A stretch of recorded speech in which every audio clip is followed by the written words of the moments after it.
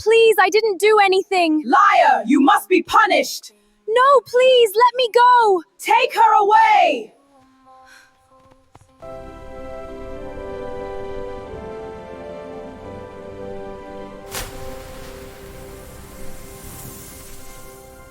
In the small, quiet kingdom of Ashbourne, surrounded by thick, whispering forests and rolling green hills, there lived a girl named Zoey. Zoey was not like other children in the village. From the day she came into this world, the elders looked at her with fear in their eyes, because Zoey was born with a strange golden mark behind her left ear, a mark that the ancient law of Ashbourne called the Mark of the Cursed Ones. You see, besties, many years before Zoey was born, an old law was written into the kingdom's sacred book. This law said that any child born with a golden mark carried a curse from the spirits, and such a child, together with their family, must be treated as an outcast. Nobody explained why, nobody questioned it. The people just obeyed, because that is how fear works. It does not ask questions, it only demands obedience. Zoey's parents, Mr. and Mrs. Whitmore, were good, hard-working people. They had a piece of land at the edge of the village where they reared chickens and planted vegetables to sell at the market.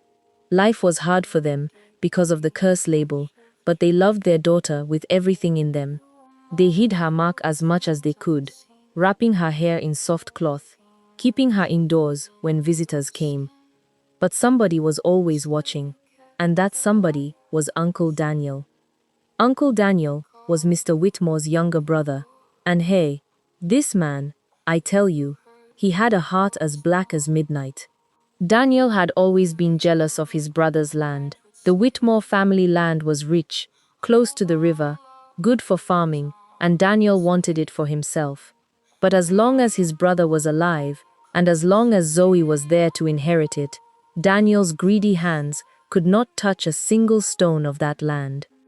So this wicked man started spreading rumors. He told the village elders that Zoey's mark was getting stronger, that strange things happened whenever she passed by.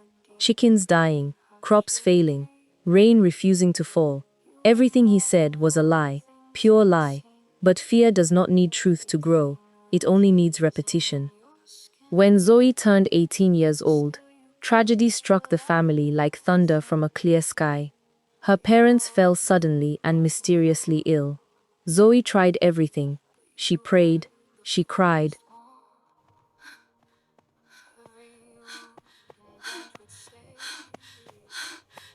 Please come and heal my parents, please. I cannot help a cursed household. But they're dying. Please, I beg you. No, you must leave now. No. She begged the village healer to help, but nobody wanted to come near a cursed household.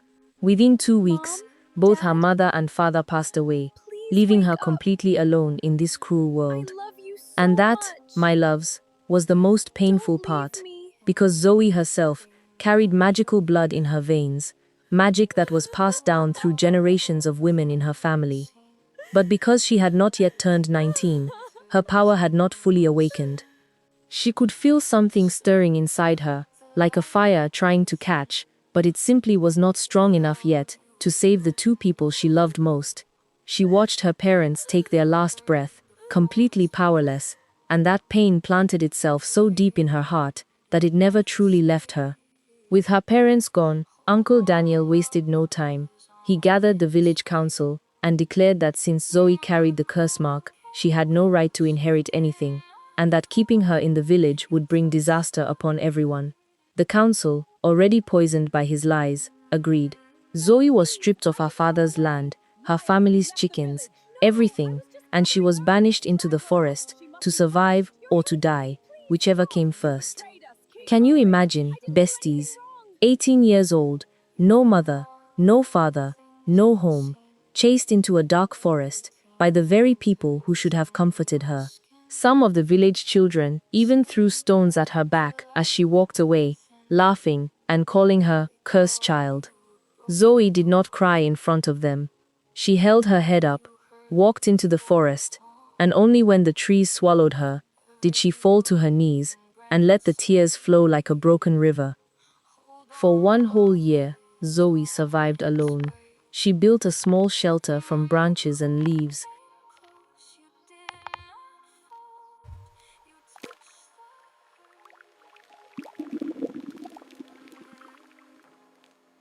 ate wild fruits, and drank from the stream.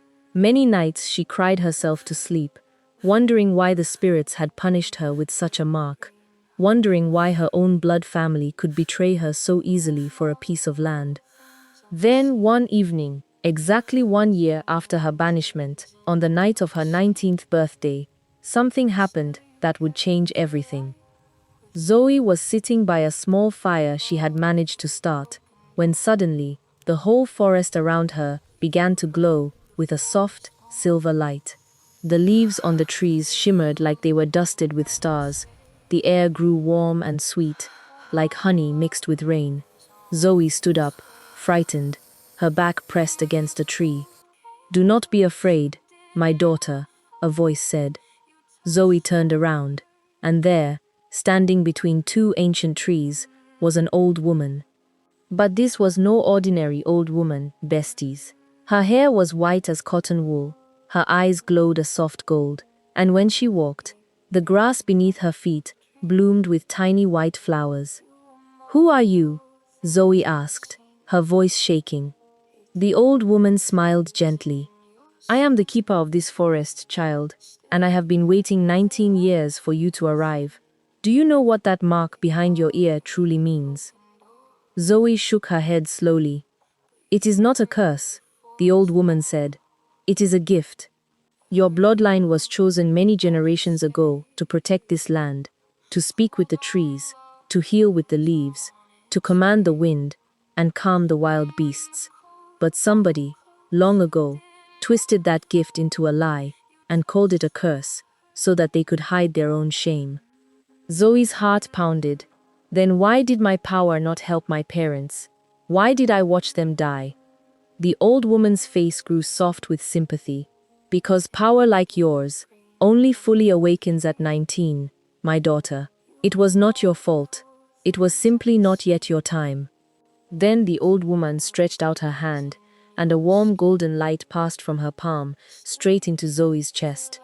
Zoe gasped as she felt something explode inside her, like 100 rivers rushing through her body all at once. The mark behind her ear began to glow. I can't believe it. I'm so beautiful now. You are, my dear, a true vision. Thank you. This means everything. From that night, everything in the forest changed for Zoe. The trees would bend down their branches to shelter her from rain. The animals, even the fierce ones, even lions and wild leopards, would walk past her peacefully, sometimes even guarding her while she slept. The tree roots themselves would rise from the ground to trap any dangerous creature that tried to harm her. She discovered she could speak to the wind, calm raging rivers, I can see them. I can see the healing leaves. and most importantly, she could now see leaves and herbs glowing with a special light whenever they held healing power, leaves that ordinary human eyes could never notice. This leaf heals wounds quickly. Wound healing leaf. This one eases fever. Fever leaf. This one strengthens the heart. The old woman became her teacher, guiding her deeper into the secrets of the forest. Zoe learned so fast, so beautifully, that even the old woman herself was amazed. Within months, Zoe was no longer just surviving in the forest. She was thriving, laughing again, singing with the birds, dancing under moonlight with fireflies circling her head like a crown. But besties, while Zoe was healing in the forest, trouble was brewing back in the palace of Ashbourne. The kingdom was ruled by King Alaric and Queen Miriam, good and fair rulers, loved by their people. Their only son, the young Prince Ken, was known throughout the land, not just for his handsome face, and, this boy was fino, tall, strong jaw, eyes that could melt ice, but also for his kindness. Unlike most princes who looked down on ordinary villagers, Tell me, what troubles you most? My roof leaks, my child is sick, and I have no money. I understand. We will find a way to help. Ken often disguised himself, and walked among the common people, listening to their problems, helping where he could. What a beautiful day. What a blessing to be alive. One cold morning, without warning, Prince Ken collapsed in the palace garden. The royal doctors rushed to his side, but no matter what they tried, his condition only grew worse. His skin turned pale, his breathing became shallow, and a strange black vein began creeping up his neck like a snake made of shadow. The best physicians in Ashbourne were summoned. They shook their heads in confusion. Even physicians from neighboring kingdoms were called, and still, nobody could explain what was wrong with the prince, let alone cure it. My only son, my heir, my future, and I can do nothing to save him. King Alaric paced his throne room day and night, his crown feeling heavier with every passing hour. Queen Miriam wept quietly in her chambers, refusing to eat.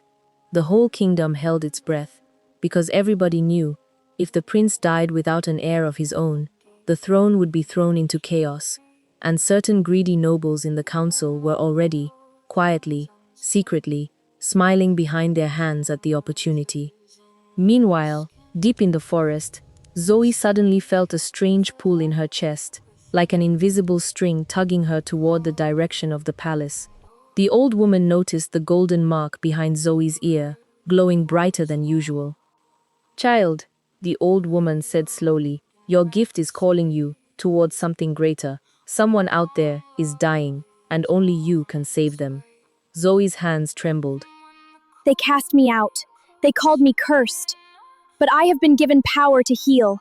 And I will use it, even if they punish me for it. Going near the palace, an outcast, daring to help royalty, could mean instant execution.